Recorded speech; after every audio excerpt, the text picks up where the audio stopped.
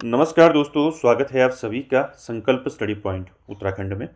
तो दोस्तों, हम उत्तराखंड का इतिहास देख रहे हैं और उत्तराखंड के इतिहास में अभी तक हमने प्राचीन काल, मध्यकाल देख लिया है और आधुनिक काल में हमने ब्रिटिश शासन देखा और उसी के अंतर्गत हमने अ, कुमाऊँ कमिश्नर जो है देखे, इनके कुमाऊँ में कितने कमिश्नरों ने शासन किया, उसमें मैंने आपको बताया था 24 कमिश्नर रहे, जिसमें से 23 आपके क्या थे, ब्रिटिश थे और एक जो है आपका इंडियन था, इनकी भारतीय।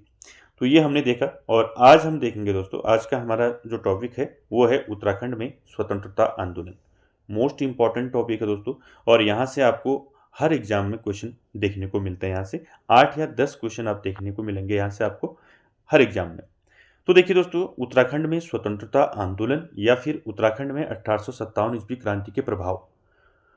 तो दोस्तों, 1857 ईस्वी की जो क्रांति हुई थी उसका उत्तराखंड में क्या प्रभाव पड़ा, आज हम इस वीडियो में देखेंगे दोस्तों।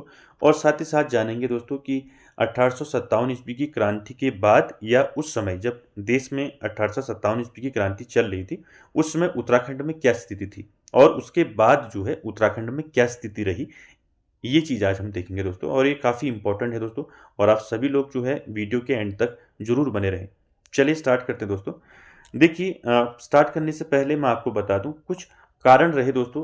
1857 ईस्वी की क्रांति जो है उत्तराखंड में जो है ज़्यादा सफल नहीं रही। ठीक है, तो बात करें 1857 ईस्वी की क्रांति का जो प्रभाव है वो उत्तराखंड पर ना के बराबर पड़ा। ठीक है, उत्तराखंड में जो है ना के बराबर पड़ा दोस्तों 1857 ईस्वी की क्रांति का प्रभाव, या आप कह सकते हैं 1857 ईस्वी की क्रांति उत्तराखंड में क्या रही, असफल रही। ठीक है, तो क्यों असफल रही ये हम जानते हैं पहले। देखिए दोस्तों, इसके पीछे कई रीजन हैं, कई कारण हैं। 1857 ईस्वी की क्रांति जो है उत्तराखंड में जो है सफल नहीं हुई, तो इसके पीछे कई कारण हैं। कारणों की बात करें तो पहला है दोस्तों अंग्रेजों की सुधारवादी नीति। अंग्रेजों की सुधारवादी नीति। तो दोस्तों, मैंने आपको ब्रिटिश कमिश्नरों के बारे में बताया था। तो दोस्तों, अंग्रेजों ने कई सुधारवादी काम किए हैं। ठीक है, चाहे वो हम शिक्षा की बात करें, ठीक है, या फिर हम परिवहन की बात करें, या हम कहें कि डाक व्यवस्था की बात करें, तो कई जो है दोस्तों सुधारवादी जो है सुधार जो है अंग्रेजों ने किए डाक व्यवस्था। तो कई कार्य जो है अंग्रेजों ने किए। तो ये एक पहला कारण है जो जिसकी वजह से उत्तराखंड में 1857 ईस्वी की क्रांति सफल नहीं हुई। दूसरा दूसरा कारण क्या है? दूसरा कारण है भौगोलिक संरचना। देखिए, भौगोलिक संरचना की बात करें तो उत्तराखंड की भौगोलिक संरचना जो है, भौगोलिक संरचना, तो ये दूसरा कारण है, भौगोलिक संरचना। तो दोस्तों, आप सभी जानते हैं कि उत्तराखंड क्या है, एक पहाड़ी क्षेत्र है। क्या है? पहाड़ी क्षेत्र है। तो जब 1857 ईस्वी की क्रांति हुई थी इसमें, तो जो क्रांतिकारी थे दोस्तों वो उत्तराखंड तक पहुंच नहीं पाए, यानी कि पहाड़ी क्षेत्र होने की वजह से वो उत्तराखंड में चढ़ नहीं पाए, आ नहीं पाए। ठीक है, तीसरा कारण मैं आपको बताऊं, तीसरा कारण है आपका हेनरी रैमजे का कुशल नेतृत्व दोस्तों। मोस्ट इंपॉर्टेंट है। देखिए, हेनरी रैमजे की बात करें तो हेनरी रैमजे के बारे में मैंने आपको बता रखा है। ठीक है, हेनरी रैमजे दोस्तों, हेनरी रैमजे 1857 ईस्वी की क्रांति के समय क्या थे? कमिश्नर थे। ये भी याद रखेंगे, 1857 की जो क्रांति हुई थी उसमें क्या थे? हेनरी रैमजे कमिश्नर थे। तो हेनरी रैमजे ने दोस्तों आप इस क्रांति को, यानी कि जो 1857 ईस्वी का जो विद्रोह हुआ, इसको जो है बहुत हद तक जो है इसको क्या किया, इसको दबाया। ठीक है, तो ये भी एक कारण है। उसके बाद अगला जो हम कारण देखेंगे, अगला कारण है दोस्तों टिहरी के नरेश सुदर्शन शाह की अंग्रेजों के प्रति वफादारी। तो देखिए, मैंने बता रखा है आपको सुदर्शन शाह के बारे में। ठीक है, तो सुदर्शन शाह जो है अंग्रेजों के साथ जो है वफादार था। ठीक है, आपने पढ़ा कि अंग्रेजों के साथ मिल गया था ये। ठीक है, आपने पंवार वंश में और उसके बाद जो है आपने उसमें टिहरी रियासत मैंने आपको पढ़ाया था, उसमें आपने पढ़ा। तो दोस्तों, अंग्रेजों का वफादार, ये भी एक कारण था। और एक मोस्ट इंपॉर्टेंट कारण है दोस्तों, वो है गोरखों के क्रूर शासन, यानी कि गोरखाओं का क्रूर शासन। तो गोरखाओं का क्रूर शासन से मतलब है दोस्तों कि क्रूर शासन से मतलब है कि उत्तराखंड में दोस्तों जो है गोरखाओं ने जो है कई अत्याचार किए। तो इन अत्याचारों से ये अत्याचार जो है लोगों के ज़हन में थे दोस्तों। तो लोगों को ये लगा कि जो शासन चल रहा है यानी कि जो अंग्रेज़ों का जो शासन चल रहा है वो अच्छा है, ठीक है? क्योंकि वो अंग्रेज़ों का जो गोरखा हैं सॉरी, उनका जो क्रूर अत्याचार था वो पहले वो झेल चुके थे। ये भी एक कारण था। तो ये कई सारे कारण हैं दोस्तों जिसकी वजह से 1857 ईस्वी की क्रांति जो है उत्तराखंड में असफल रही। ठीक है? चलिए स्टार्ट करते हैं और जानते हैं दोस्तों यहाँ पर मैंने आपको कुछ यहाँ पर नोट करा है, इसको आप देख लें। देखिए जब 1857 ईस्वी की क्रांति हुई उस समय मैंने बता दिया आपको Kumaon commissioner, British Kumaon commissioner कौन थे? हेनरी रैमजे थे। उनका कार्यकाल 1856 से 1884 तक, यानी कि इसको आप याद रखेंगे, मैंने पहले भी बताया आपको। और गढ़वाल का डिप्टी कमिश्नर था बैकेट। ठीक है, आपको ये एक एक नंबर में पूछे जा सकते हैं सीधे कि जब 1857 ईस्वी की क्रांति हुई उस समय गढ़वाल के डिप्टी कमिश्नर कौन थे और कुमाऊँ के कमिश्नर कौन थे। ये दोनों चीज़ आपको पूछी जा सकती हैं, इसलिए मैंने यहाँ पर अब जो है इसको मेंशन किया है। ठीक है, चलिए देखिए दोस्तों 1857 ईस्वी की क्रांति के बारे में मैं आपको बता रहा हूँ। और इसमें असफल, मैंने आपको बताया कि उत्तराखंड में 1857 ईस्वी की क्रांति असफल रही। तो इसके पीछे कई कारण मैंने आपको बताए। अन्यायपूर्ण गोरखा शासन की अपेक्षा लोगों को अंग्रेजी शासन जो है कैसा लगा? सुधारवादी लगा। टिहरी नरेश की अंग्रेजों के प्रति भक्ति थी, वफादारी थी, ये मैंने आपको बताया भी। और कमिश्नर हेनरी रैमजे का कुशल नेतृत्व हमने देखा। तो ये कई सारे कारण हैं जिसकी वजह से उत्तराखंड में जो है ये ज़्यादा जो है सफल नहीं हो पाई। तो शुरुआत करेंगे, देखिए उत्तराखंड में 1857 ईस्वी की क्रांति की शुरुआत की अगर बात करें तो ये आप याद रखेंगे। ठीक है, ये पूछा जा सकता है आपको कि 1857 ईस्वी की क्रांति जो है उत्तराखंड में कहाँ से शुरू हुई। ठीक है, तो ये बरेली से शुरू हुई दोस्तों, याद रखेंगे। बरेली से जो है उत्तराखंड में जो है 1857 ईस्वी की क्रांति की शुरुआत हुई। और उस समय रुहेलखंड यानी कि बरेली रुहेलखंड का क्षेत्र जो है, यहाँ के नवाब थे दोस्तों खान बहादुर खान। तो खान बहादुर खान ने क्या किया दोस्तों, इन्होंने जो है हल्द्वानी में जो है अपनी सैनिक भेजे और वहाँ जो है आक्रमण किया। अभी हम उस पर बात करेंगे। ठीक है, तो दोस्तों यहाँ से शुरुआत हुई बरेली से। खान बहादुर खान ने जो है हल्द्वानी में यानी कि हल्द्वानी में जो है अपने क्रांतिकारी भेजे। तो कुछ सफल नहीं हुआ दोस्तों, एक दिन जो है वो चला, उसके बाद जो है फिर जो है उसको दबा दिया गया था आंदोलन को। तो दोस्तों ये ज़्यादा जो है सफल नहीं रही। देखिए 1857 ईस्वी की क्रांति का असर उत्तराखंड में बहुत कम, क्योंकि मैंने ये सारे रीजन आपको बता दिए हैं। ठीक है, और एक चीज़ और आपको बता देता हूँ कि देखिए उत्तराखंड में अगर हम बात करें कि जो हमारे देश में 1857 ईस्वी की क्रांति हुई उसका प्रभाव मैंने आपको बताया कि ना के बराबर हमें देखने को मिला। लेकिन एक क्षेत्र है उत्तराखंड का जहाँ हमें जो है दोस्तों 1857 ईस्वी की क्रांति का प्रभाव देखने को मिला। वो कौन सा क्षेत्र है? वो है आपका चंपावत लोहाघाट वाला क्षेत्र।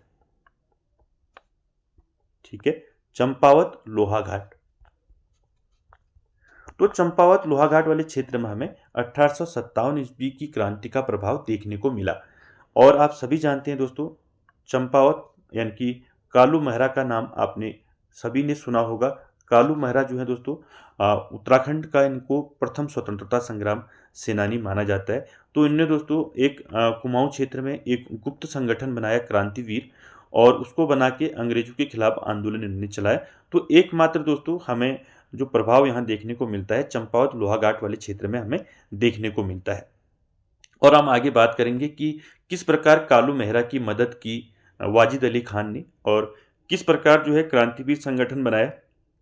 और क्रांतिवीर संगठन में भी दोस्तों कालू मेहरा का साथ भी दिया था। जो दो लोग थे उनका नाम पूछा जाता है, आनंद सिंह फर्त्याल और विशन सिंह करायत, इनका नाम पूछा जाता है। उस पर हम अभी आगे बात करेंगे। तो ये क्षेत्र आप याद रखेंगे, चंपावत लोहाघाट वाला जो क्षेत्र है, कालू मेहरा का जो क्षेत्र है, इस क्षेत्र में हमें जो है 1857 की क्रांति का प्रभाव देखने को मिला।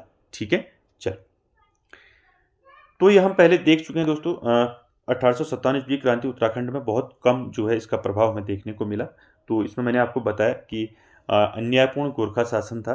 ठीक है, और इसकी जो क्रूर शासन था, जो अत्याचार था, वो लोगों के जहन में था दोस्तों। इसलिए लोगों को क्या लगा, अंग्रेजी शासन ही उनको जो है सुधारवादी लग रहा था। तो अंग्रेजों ने कई सुधारवादी काम किए, मैंने अब आपको बताया था, चाहे वो शिक्षा हो, परिवहन हो, डाक व्यवस्था हो। ठीक है। दूसरा, कुमाऊं कमिश्नर रैमजे काफ़ी कुशल और उदार शासक था। मैंने आपको बताया कुमाऊं कमिश्नर जो उस समय 1857 ईस्वी की क्रांति के समय थे, तो वो थे आपके हेनरी रैमजे, और हेनरी रैमजे ने इस विद्रोह को दबाया था। ठीक है। उसके बाद तीसरा, टिहरी नरेश की अंग्रेजों के प्रति भक्ति, और इनकी टिहरी सुदर्शन शाह, मैंने आपको बताया था सुदर्शन शाह किस प्रकार अंग्रेजों से वफादार था। उसके बाद देखिए राज्य में शिक्षा, संचार और यातायात के साधनों की कमी। तो ये कारण थे दोस्तों, इसी वजह से दोस्तों 1857 ईस्वी क्रांति जो है उत्तराखंड में असफल रही। देखिए उपरोक्त बातों के बावजूद राज्य में कुछ छिटपुट आंदोलन हुए। तो देखिए उत्तराखंड राज्य में जो छिटपुट आंदोलन हुए उनको हम देखेंगे, और साथ ही साथ 1857 ईस्वी की क्रांति के बाद से लेके उत्तराखंड राज्य निर्माण तक, यानी कि 1857 से लेके आपका राज्य निर्माण तक, यानी कि 2000 तक, 2000 ईस्वी तक। तो इसके मध्य दोस्तों कई बार जो है क्वेश्चन पूछे जाते हैं। ठीक है, मोस्टली जो है आपका क्वेश्चन यहाँ से पूछे जाते हैं। ठीक है, चलिए इसी को हम दोस्तों देखेंगे कि जो उत्तराखंड वाले क्षेत्र में जो है कहाँ पर जो है 1857 ईस्वी की क्रांति के छुटपुट जो है आंदोलन हुए, उन्हीं के बारे में हम जानेंगे। मैंने आपको बता दिया कि पूरे उत्तराखंड की अगर हम बात करें तो उत्तराखंड में सबसे ज़्यादा आपको प्रभाव देखने को मिलेगा चंपावत लोहाघाट वाला जो क्षेत्र है, कालू मेहरा वाला जो क्षेत्र है, वो क्षेत्र आपको मिलेगा। क्योंकि अवध के जो नवाब थे वाजिद अली खान, तो उन्होंने जो है मदद की थी, सहायता की थी किसकी, कालू मेहरा की। ठीक है, चलिए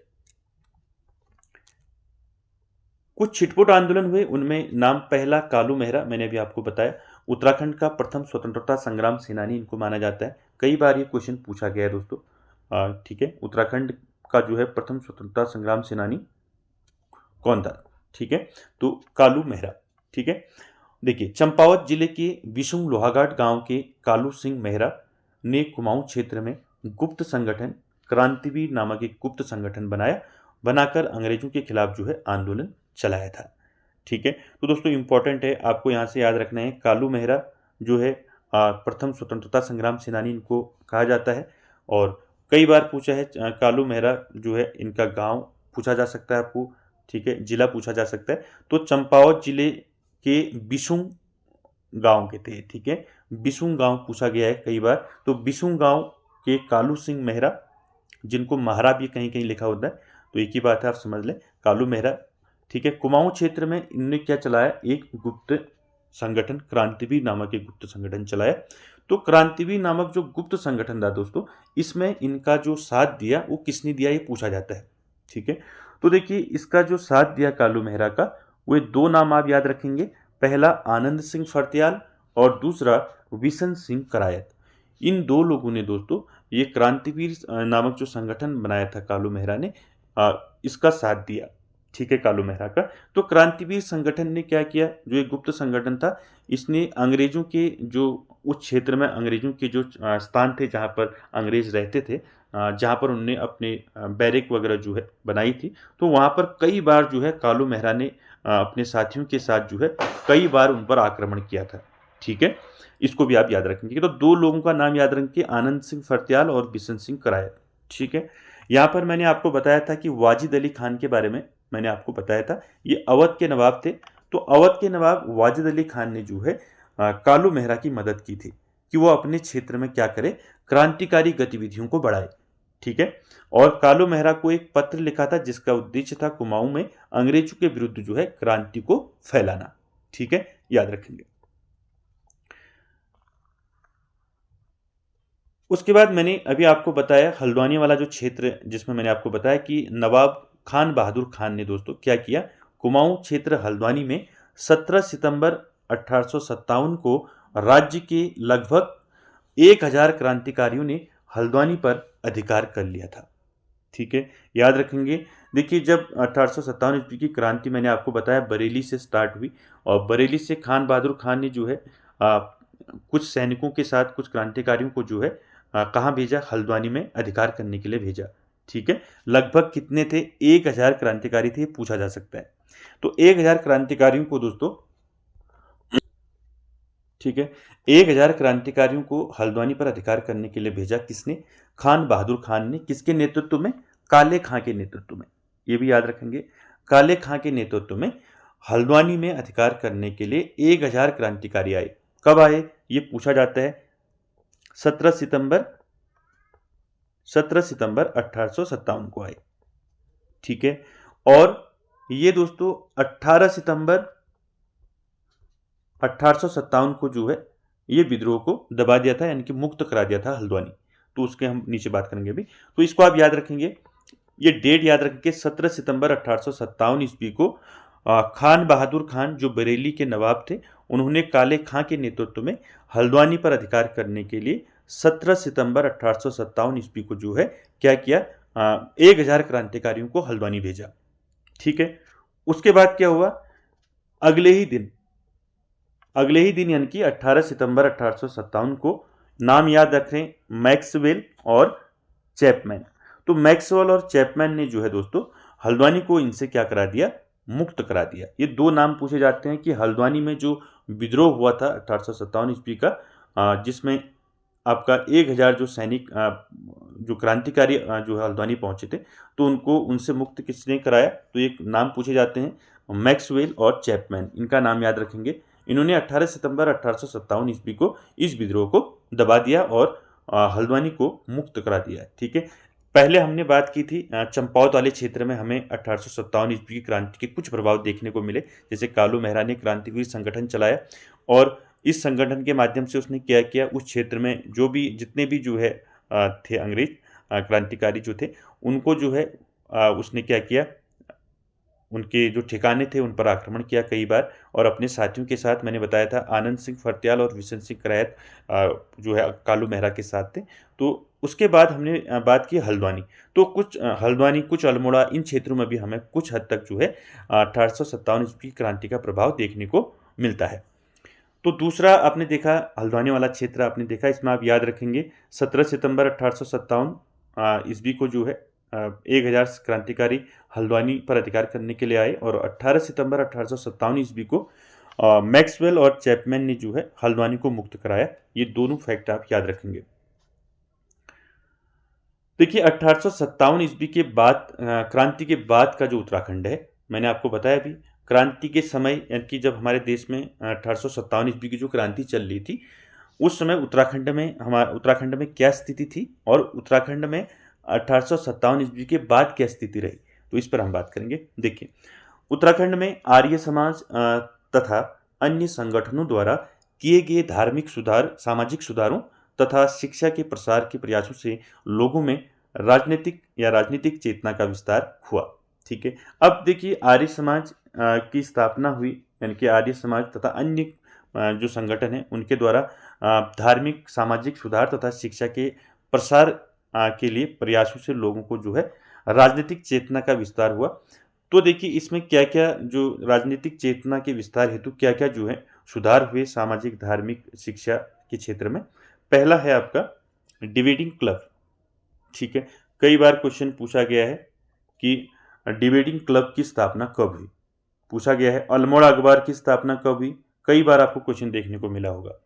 तो दोनों आप याद रखेंगे, डिबेटिंग क्लब की स्थापना 1870 ईस्वी में हुई और अल्मोड़ा अखबार की स्थापना 1871 ईस्वी में हुई।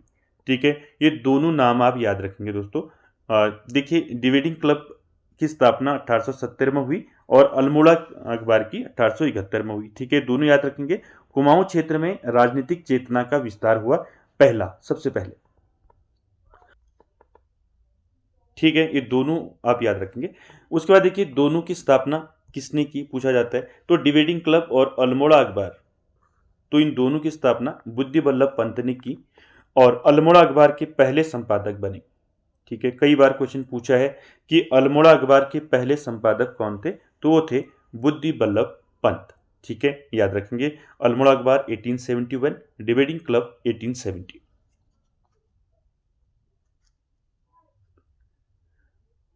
उसके बाद देखिए यहाँ पर बात हुई है अल्मोड़ा अखबार के पहले संपादक की। तो यहाँ पर मैंने आपका मेंशन करा दिया कि बद्रीदत्त पांडे जो है अल्मोड़ा अखबार के संपादक कब बने थे। 1913 ईस्वी में बद्रीदत्त पांडे जो है अल्मोड़ा अखबार के संपादक बने थे। ये भी आप साथ में याद रखेंगे।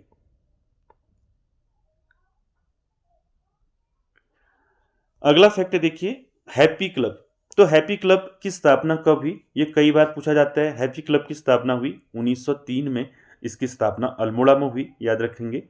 और गोविंद बल्लभ पंत एवं हरगोविंद के प्रयासों से जो है हैप्पी क्लब की जो है, ठीक है, तो गोविंद बल्लभ पंत और हरगोविंद पंत के प्रयासों से दोस्तों हैप्पी क्लब की स्थापना हुई अल्मोड़ा में 1903 में।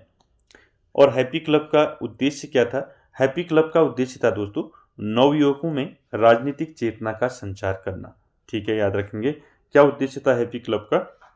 जो नवयुवक हैं उनमें राजनीतिक चेतना का संचार करना हैप्पी क्लब का मुख्य उद्देश्य था। और स्थापना 1903 में हुई, अल्मोड़ा में हुई, और किसके प्रयासों से हुई? हरगोविंद पंत और हरगोविंद पंत, ठीक है, गोविंद बल्लभ पंत और हरगोविंद पंत।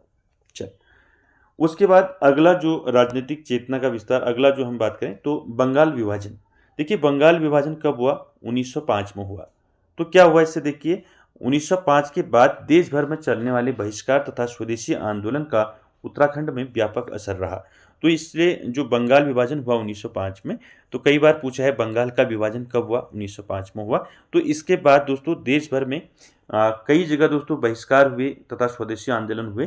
तो इसका भी प्रभाव जो है उत्तराखंड में देखने को मिला।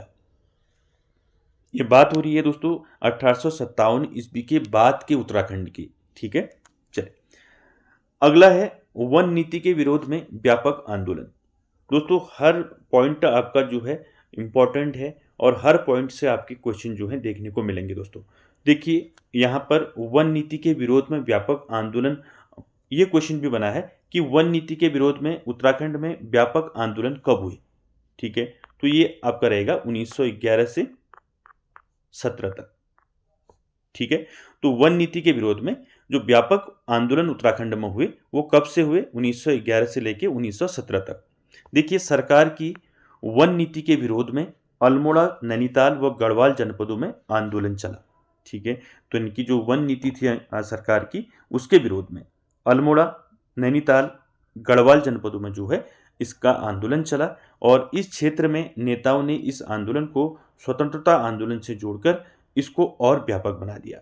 यानी कि जो आंदोलन चला वन नीति के विरोध में अल्मोड़ा, नैनीताल, गढ़वाल के जनपदों में, तो इससे क्या हुआ? इस क्षेत्र के जो नेता थे उनने इस आंदोलन को जो है स्वतंत्रता आंदोलन से जोड़ दिया। यानी कि जो वन नीति का जो आंदोलन था इसको भी जो है स्वतंत्रता आंदोलन में जोड़कर और इसको व्यापक बना दिया।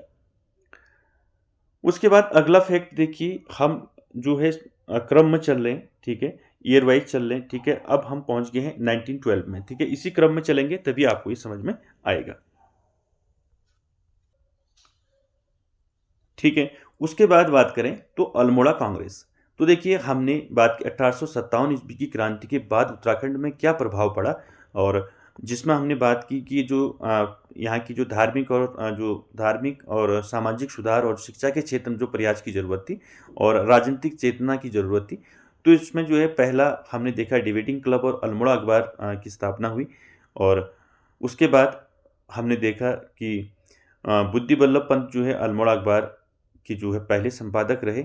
उसके बाद हैप्पी क्लब की स्थापना हुई, बंगाल विभाजन हुआ। उसके बाद वन नीति के विरोध में उत्तराखंड में हर जगह जो है आपके व्यापक आंदोलन हुए, चाहे वो नैनीताल की बात करें, अल्मोड़ा की बात करें, गढ़वाल के जनपदों की बात करें।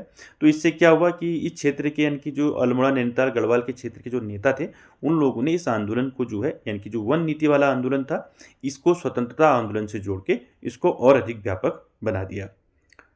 उसके बाद देखिए अल्मोड़ा कांग्रेस की बात करें तो अल्मोड़ा कांग्रेस की स्थापना कब हुई? 1912 ईस्वी में हुई। ये कई बार पूछा है दोस्तों, ठीक है, याद रखेंगे। अल्मोड़ा कांग्रेस की स्थापना कब हुई? 1912 ईस्वी में हुई, इसको याद रखेंगे। देखिए कुमाऊं क्षेत्र में राजनीतिक चेतना के प्रसार तथा आंदोलन को संगठित ढंग से चलाने के लिए अल्मोड़ा कांग्रेस की स्थापना हुई। आपको पूछा जा सकता है कि अल्मोड़ा कांग्रेस की स्थापना क्यों हुई, ठीक है। ये तो पता है आपको कि अल्मोड़ा कांग्रेस की स्थापना 1912 में हुई, ठीक है। तो क्यों हुई? तो कुमाऊं क्षेत्र में राजनीतिक चेतना के प्रसार तथा आंदोलन को संगठित ढंग से चलाने के लिए अल्मोड़ा कांग्रेस की स्थापना हुई, ठीक है, याद रखेंगे इसको। चलिए अगला फैक्ट है आपका अल्मोड़ा में होम रूल आंदोलन, यानी कि अल्मोड़ा होम रूल की स्थापना कब हुई? ये क्वेश्चन भी कई बार पूछा जाता है। तो अल्मोड़ा होम रूल आंदोलन जो चला तो 1914 में चला दोस्तों, स्थापना हुई होम रूल की, अल्मोड़ा होम रूल की। तो ये कई बार पूछा है, याद रखेंगे। अल्मोड़ा कांग्रेस 1912 और अल्मोड़ा होम रूल 1914। ठीक है, उसके बाद कुमाऊं परिषद आपका 1916। ठीक है, हम अभी आगे बात करेंगे। देखिए, होम रूल आंदोलन की बात करें, आप सभी जानते हैं कि होम रूल आंदोलन जो है, इसकी शुरुआत जो की बाल गंगाधर तिलक और एनी बेसेंट के द्वारा जो है होम रूल आंदोलन की शुरुआत की गई थी दोस्तों। होम रूल का मतलब होता है दोस्तों स्वशासन। ठीक है, देखिए, तिलक व एनी बेसेंट से प्रेरित होकर, नाम याद रखेंगे, विक्टर मोहन जोशी, बद्रीदत्त पांडे, चिरंजी लाल और प्रेमचंद आदि ने मिलकर जो है राज्य में होम रूल लीग आंदोलन चलाया। तो आपको पूछा जा सकता है क्वेश्चन कि उत्तराखंड में निम्न में उत्तराखंड में होम रूल लीग आंदोलन निम्न में किसने चलाया या किसने नहीं चलाया, ऐसा आपको पूछा जा सकता है ऑप्शन में। तो आप याद रखेंगे नाम, विक्टर मोहन जोशी, बद्रीदत्त पांडे, चिरंजी लाल और प्रेमचंद। तो आज ने दोस्तों राज्य में होम रूल लीग आंदोलन चलाया, इसको याद रखेंगे। कब चलाया? 1914 में। ठीक है, ये पूछा जाता है, इसको याद रखेंगे।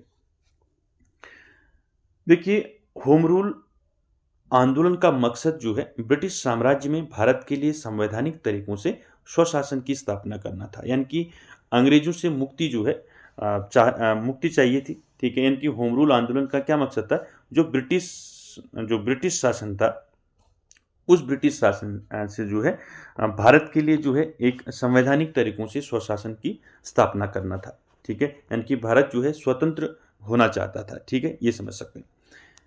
तो उत्तराखंड में क्या प्रभाव पड़ा, मैंने आपको बताया। उत्तराखंड में जो है चिरंजी लाल ने और साथ ही साथ आपका जो है विक्टर मोहन जोशी हो गया और बद्रीदत्त पांडे और प्रेमचंद्र, इनने जो है दोस्तों एनी बेसेंट और तिलक से प्रेरित हो गए जो है अल्मोड़ा में होम रूल लीग की स्थापना की।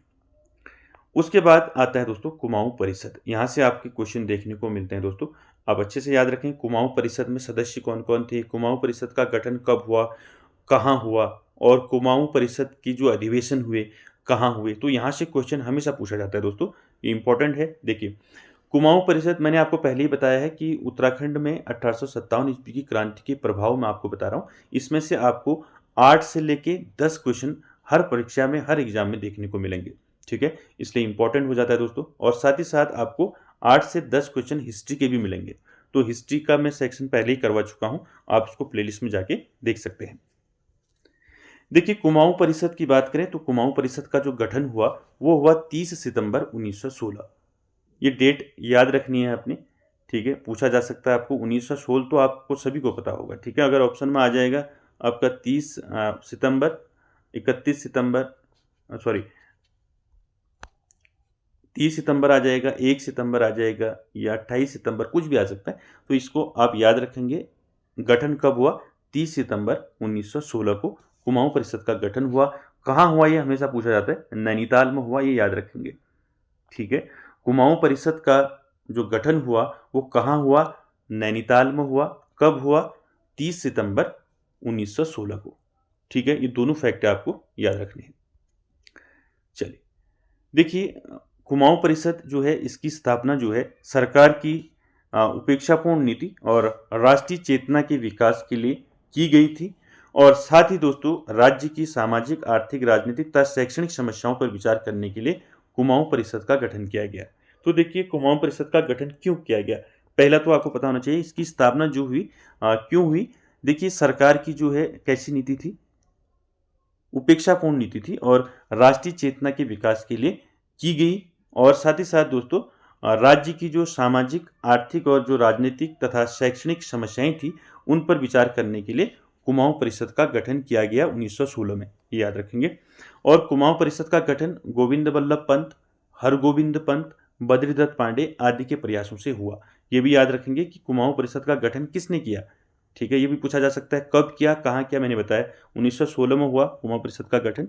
कहाँ हुआ? नैनीताल में इसका गठन हुआ। और जो गठन हुआ किसने किया? गोविंद बल्लभ पंत, हरगोविंद पंत और बद्रीदत्त पांडे।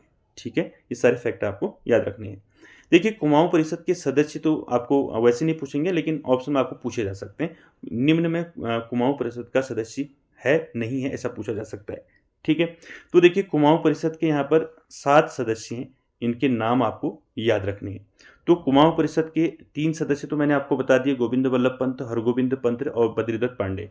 तो उसके बाद देखिए, पहला जो सदस्य है कुमाऊं परिषद का गोविंद वल्लभ पंत, दूसरा बद्रीदत्त पांडे, तीसरा हरगोविंद पंत, चौथा लक्ष्मीदत्त शास्त्री, पांचवा इंद्रलाल शाह, छठा प्रेम वल्लभ पांडे और सातवां मोहन जोशी। तो ये 7 नाम आपको याद रखने हैं। ये कुमाऊं परिषद के सदस्य हैं दोस्तों, जिसकी स्थापना 1916 में नैनीताल में हुई थी। ठीक है, अब यहाँ पर देखेंगे दोस्तों कुमाऊं परिषद के अधिवेशन। तो यहाँ से आपका क्वेश्चन दोस्तों हमेशा पूछा जाता है, तो इसको आप याद रखेंगे। कुमाऊं परिषद के कितने अधिवेशन हुए? तो 6 अधिवेशन हुए।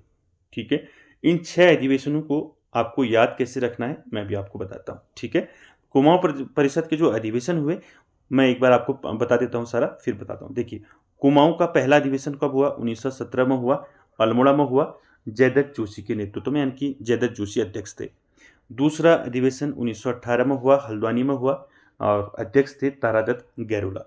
तीसरा कुमाऊं परिषद का अधिवेशन हुआ 1919 ईस्वी में, कोटद्वार में हुआ, बद्रीदत्त जोशी, ये नाम याद रखें, कंफ्यूज करता है, बद्रीदत्त पांडे और बद्रीदत्त जोशी में याद रखेंगे। बद्रीदत्त जोशी कुमाऊं परिषद के तीसरे अधिवेशन के अध्यक्ष थे। ठीक है, याद रखेंगे। कुमाऊं परिषद का चौथा अधिवेशन कब हुआ? 1920 ईस्वी में हुआ। कुमाऊं का चौथा अधिवेशन कहाँ हुआ? काशीपुर में हुआ और इसकी अध्यक्षता किसने की? हरगोविंद पंत ने की। ठीक है, और पांचवा अधिवेशन हुआ 1923 में, 1923 में, कहाँ हुआ? टनकपुर में हुआ और अध्यक्ष कौन थे? बद्रीदत्त पांडे। याद रखें, बद्रीदत्त पांडे पांचवा जो अधिवेशन हुआ कुमाऊं परिषद का उसके अध्यक्ष थे और बद्रीदत्त जोशी तीसरा जो अधिवेशन हुआ था उसके अध्यक्ष थे। ठीक है, छठा अधिवेशन जो हुआ कुमाऊं परिषद का 1926 ईस्वी में हुआ, गनियातोली में। गनियातोली आपका रानीखेत में पड़ता है, तो अगर ऑप्शन में रानीखेत आता है तो आप रानीखेत करेंगे, अगर गनियातोली आता है तो गनियातोली। ठीक है, और इसकी अध्यक्षता की बैरिस्टर मुकंदी लाल ने। ठीक है, तो ये 6 के 6 अधिवेशन आपने याद कैसे करने? देखिए, पहले के 4 अधिवेशन आपने देखने, पहला, दूसरा, तीसरा, चौथा, तो इनका क्रम भी देख लें। पहला अधिवेशन 1917 में, 18 में, 19 में, 20 में। ठीक है, 4 अधिवेशन जो कुमाऊं परिषद के हुए वो 1917 से 1920 तक हुए, जिसमें पहला अधिवेशन अल्मोड़ा, दूसरा हल्द्वानी, तीसरा कोटद्वार, चौथा काशीपुर। तो इसमें एक क्वेश्चन पूछा जाता है दोस्तों कई बार। देखिए, कुमाऊं परिषद के जो अधिवेशन हुए 6, इसमें से जो 5 अधिवेशन हुए वो कुमाऊं में हुए। ठीक है, कुमाऊं में हुए 5 अधिवेशन और एक अधिवेशन कहाँ हुआ? गढ़वाल में हुआ। ठीक है, गढ़वाल में। तो ये आप याद रखेंगे दोस्तों। ठीक है, तो जो तीसरा अधिवेशन है, देखिए मैं हेल्प वो कर रहा हूँ इसमें, देखिए ये आपने याद रखना है। बाकी सारे अधिवेशन कहाँ हुए हैं? कुमाऊं में हुए हैं। तीसरा अधिवेशन जो कुमाऊं परिषद का है वो कोटद्वार में हुआ है, गढ़वाल में, और अध्यक्षता की है बद्रीदत्त जोशी ने। यानी कि आपको बद्रीदत्त जोशी को याद रखने का ये इंपॉर्टेंट तरीका है। ठीक है, बद्रीदत्त पांडे भी है, तो बद्रीदत्त जोशी को याद रखने का आपका ऐसा है क्योंकि बद्रीदत्त जोशी ने जो है कोटद्वार में जो है अध्यक्षता की थी। ठीक है, तीसरे अधिवेशन में। तो ये कुमाऊं परिषद के 6 अधिवेशन आपको याद रखने हैं। ठीक है, 4 अधिवेशन मैंने आपको बताई 1920 तक। 5वां अधिवेशन टनकपुर में हुआ बद्रीदत्त पांडे के नेतृत्व में। छठा अधिवेशन 1926 ईस्वी में हुआ गनियातोली रानीखेत में और अध्यक्षता की बैरिस्टर मुकंदी लाल ने। ठीक है, ये सारे फैक्ट आपको याद रखने दोस्तों। आपको पूछा जाता है क्वेश्चन कि कुमाऊं परिषद का एकमात्र अधिवेशन जो आपका गढ़वाल में हुआ, ठीक है, उसकी अध्यक्षता जो है किसने की, ऐसे में पूछा जा सकता है आपका। और अध्यक्षता किसने की और तीसरा अधिवेशन जो गढ़वाल में जो अधिवेशन हुआ वो कब हुआ, ऐसे ही पूछा जा सकता है। यानी कि 1919 ईस्वी में हुआ गढ़वाल में अधिवेशन, जिसकी अध्यक्षता बद्रीदत्त जोशी ने की। ठीक है, ये याद रखेंगे। ठीक है, तो दोस्तों कुमाऊं परिषद के सारे अधिवेशन याद रखने हैं, कब हुए और स्थान याद रखना है और अध्यक्ष याद रखने हैं।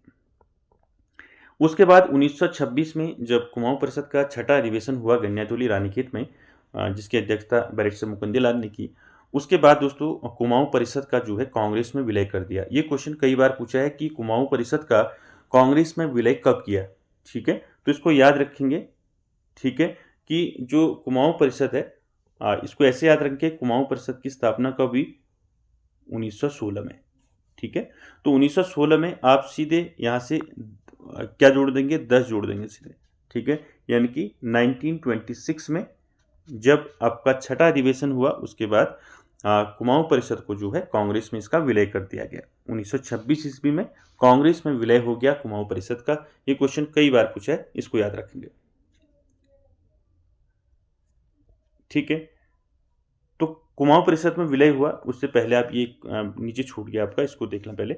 आगे चलकर यह परिषद, कुमाऊं परिषद जो है, कुली बेगार, जंगलात कानून, बंदोबस्त प्रणाली आदि स्थानीय समस्याओं के साथ ही स्वतंत्रता आंदोलन में महत्वपूर्ण भूमिका निभाने लगा।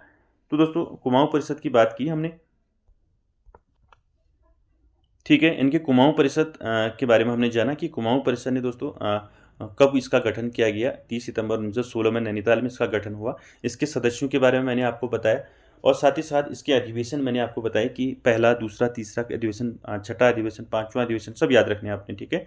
तो ये सारे अधिवेशन हुए, और 1926 में जब कुमाऊं परिषद का छठा अधिवेशन हुआ गन्याथोली रानीखेत में, तो उसके बाद दोस्तों छठे अधिवेशन के बाद जो है क्या किया गया, छठे अधिवेशन जब हुआ और आगे चलकर दोस्तों यह परिषद कुली बेगार, जंगलात कानून, बंदोबस्त प्रणाली आदि स्थानीय जो समस्याएं हैं उनके साथ जो है स्वतंत्रता आंदोलन में इसने जो है ये महत्वपूर्ण भूमिका अपनी निभाने लगा। और उसके बाद दोस्तों इसका कुमाऊं परिषद में फिर विलय कर दिया गया। कब किया गया ये पूछा जाता है, तो 1926 में कुमाऊं परिषद का कांग्रेस में विलय कर दिया गया। उसके बाद देखिए दोस्तों गढ़वाल में स्वतंत्रता आंदोलन, अभी आपने कुमाऊं में देखा, तो गढ़वाल में स्वतंत्रता आंदोलन जो है कुमाऊं की अपेक्षा जो है बाद में शुरू हुआ। ठीक है, याद रखेंगे कि गढ़वाल में जो स्वतंत्रता आंदोलन है वो कुमाऊं की अपेक्षा जो है बाद में शुरू हुआ। गढ़वाल कांग्रेस की स्थापना हुई सबसे पहले, तो 1918 में पूछा जाता है कि गढ़वाल कांग्रेस की स्थापना कब हुई। ठीक है, तो ये हुई 1918 में। तो बैरिस्टर मुकुंदी लाल और अनुसुईया प्रसाद बहुगुणा के प्रयासों से जो है गढ़वाल कांग्रेस की स्थापना हुई 1918 में। इनका नाम याद रखेंगे, बैरिस्टर मुकुंदी लाल और अनुसुईया प्रसाद बहुगुणा। ये पूछा जाता है कि गढ़वाल कांग्रेस की स्थापना कब हुई, तो 1918 में हुई। ठीक है, इसको याद रखें, इनकी इंपॉर्टेंट है। और ये दोनों ने दोस्तों 1919 ईस्वी में अमृतसर कांग्रेस में भी भाग लिया था, पूछा जा सकता है आपको। ठीक है, तो अमृतसर कांग्रेस में किसने भाग लिया था, तो बैरिस्टर मुकुंदी लाल और अनुसुईया प्रसाद बहुगुणा, दोनों याद रखेंगे। और साथ ही साथ गढ़वाल कांग्रेस की स्थापना कब हुई, 1918 में हुई। किसके प्रयासों से हुई, मुकुंदी लाल और अनुसुईया प्रसाद बहुगुणा। इसी क्रम में दोस्तों आगे बढ़ते हैं। जो 1857 ईस्वी के बाद का जो उत्तराखंड में जो स्थिति बनी, उसके बाद कुली बेगार आंदोलन। तो कुली बेगार आंदोलन आप सभी जानते हैं, और मैंने अलग से भी जो है कुली बेगार आंदोलन को जो है अच्छे से बताया है। जिसने नहीं देखा है वो प्लेलिस्ट में जाके इसको देख सकते हैं। देखिए कुली बेगार आंदोलन कब हुआ, ये हुआ 13-14 जनवरी 1921 को। ठीक है, कहाँ हुआ, बागेश्वर में। ठीक है, इसके बारे में मैंने बताया आपको कुली बेगार प्रथा क्या थी, किस प्रकार अंग्रेज जो है स्थानीय लोगों से जो है बेगार जो है लेते थे, और उनके नाम जो है रजिस्टरों में उनके नाम लिखे रहते थे, और उनको क्रम से जो है जो अंग्रेज थे उनका सामान हामान ढोने और उनके कामों में जो है उनको लगाया जाता था, और उनका नाम जो है रजिस्टर में लिखा जाता था। तो ये मैंने आपको उसमें बताया था। ठीक है, तो उन्हीं को जो है, उन्हीं रजिस्टरों को जो है कुली बेगार आंदोलन, जब बागेश्वर में सरयू नदी में जब वो रजिस्टर बहाए गए, तो पूरी स्टोरी मैंने आपको बता रखी है, उसको आप जरूर देख लें। देखिए बात करें 13-14 जनवरी 1921 को बागेश्वर में हुआ। नेतृत्व किसने किया पूछा जाएगा आपको, बद्रीदत्त पांडे, हरगोविंद पंत और चिरंजी लाल। नाम याद रखें कि कुली बेगार आंदोलन का नेतृत्व किसने किया, बद्रीदत्त पांडे, हरगोविंद पंत और चिरंजी लाल। कभी कभी क्वेश्चन आपका पूछा जाता है, इसमें आपका एक ही आपका ऑप्शन दिया होगा, वहाँ बाकी अलग दिए होंगे, तो आप बद्रीदत्त पांडे करेंगे। अगर बद्रीदत्त पांडे ऑप्शन में नहीं होगा, हरगोविंद पंत और चिरंजी लाल होगा, चिरंजी लाल भी नहीं होगा, हरगोविंद होगा तो हरगोविंद को करेंगे। तो इस प्रकार से आपको याद रखनी है तीनों, बद्रीदत्त पांडे, हरगोविंद पंत और चिरंजी लाल। और मैंने बता दिया कि जो कुली बेगार आंदोलन है वो बागेश्वर में सरयू के तट पर कुली बेगार न करने की शपथ ली, और इससे संबंधित सभी रजिस्टर, अभी मैंने बात की सभी रजिस्टर जिसमें जितने स्थानीय लोग थे उनके सभी के जो है इसमें नाम होते थे, और उनको क्रम से जो है काम में लगाया जाता था। ठीक है, तो सरयू नदी में इन रजिस्टरों को बहा दिया गया, और इस आंदोलन की वजह से दोस्तों दो फैक्ट आपको बता दूं, क्योंकि मैंने ये डिटेल में आपको बता रखा है, मैं ज़्यादा यहाँ पर जो है आपको इसके बारे में डिटेल नहीं बता रहा हूँ, ठीक है। तो इतना जो है आपका इंपॉर्टेंट जो फैक्ट है वो बता रहा हूँ। इस आंदोलन की वजह से जो है बद्रीदत्त पांडे को कौन सी उपाधि मिली? कुमाऊं केसरी की। और हरगोविंद पंत को मिली जननायक की उपाधि। तो ये कई बार पूछा गया है, ठीक है, कि किस आंदोलन की वजह से बद्रीदत्त पांडे को कुमाऊं केसरी की उपाधि मिली, ठीक है, ये कई बार पूछा है, ठीक है। तो कुली बेगार आंदोलन याद रखेंगे। और हरगोविंद पंत को जननायक की उपाधि किस आंदोलन से मिली? कुली बेगार आंदोलन से। ये दोनों फैक्ट आपको याद रखने हैं, ये पूछे जाते हैं दोस्तों, ठीक है। चलिए आगे चलते हैं। इसी क्रम में महात्मा गांधी जी की कुमाऊं यात्रा जो है आप सभी को पता है, मैंने बता रखा है, पिछली क्लास में भी आपको बताया था कि महात्मा गांधी जी हरिद्वार कब आए थे, देहरादून कब आए थे, कुमाऊं कब आए थे, ठीक है। चलिए देखिए 14 जून से 2 जुलाई 1929, दोस्तों ये याद रखेंगे 14 जून से 2 जुलाई। ये क्वेश्चन ऐसे जो है कंफ्यूज करने के लिए आपको पूछा जाता है। आपको ईयर तो पता है कि महात्मा गांधी जी कुमाऊं कब आए थे, तो 1929 को तो आए थे, लेकिन ये याद रखना आपने 14 जून से 2 जुलाई जो है इसके मध्य जो है कुमाऊं यात्रा पर आए थे महात्मा गांधी। देखिए महात्मा गांधी और नेहरू जी ने कुमाऊं क्षेत्र में हल्द्वानी, भंवाली, ताड़ीखेत, अल्मोड़ा, बागेश्वर व कौसानी आदि स्थानों में सभाएं की। और कौसानी में अनेक प्रवास के जो है प्रवास 12 दिन का जो प्रवास किया महात्मा गांधी जी ने कौसानी में। और उसके दौरान गांधी जी ने अनासक्ति योग नाम से, ये पूछा जाता है, अनासक्ति योग नाम से गीता की भूमिका लिखी थी कौसानी में। और कौसानी को उन्होंने क्या कहा? भारत का स्विट्जरलैंड कहा, ठीक है। तो ये सारे फैक्ट आपको याद रखने हैं दोस्तों, ठीक है। तो दोस्तों आज की क्लास जो है यहीं तक रहेगी। अगली क्लास में दोस्तों हम आगे बढ़ेंगे और जानेंगे दोस्तों 1857 ईस्वी क्रांति के बाद की स्थिति हम उत्तराखंड की देख रहे हैं। और हम पहुंचे हैं आपका महात्मा गांधी का कुमाऊं यात्रा जब आई, यानी कि 1929 तक हम आज की क्लास में देखेंगे। और आगे फिर हम दोस्तों महात्मा गांधी जी की गढ़वाल यात्रा और सभी तथ्यों को आगे आप अभी काफ़ी सारे इंपॉर्टेंट हैं, भारत छोड़ो आंदोलन, काफ़ी सारे इसमें इंपॉर्टेंट फैक्ट हैं, उन सभी पर हम दोस्तों नेक्स्ट क्लास में बात करेंगे। तो दोस्तों आज का सेशन यहीं तक। और वीडियो अच्छे लगे तो कमेंट जरूर करें दोस्तों, और थैंक यू वेरी मच।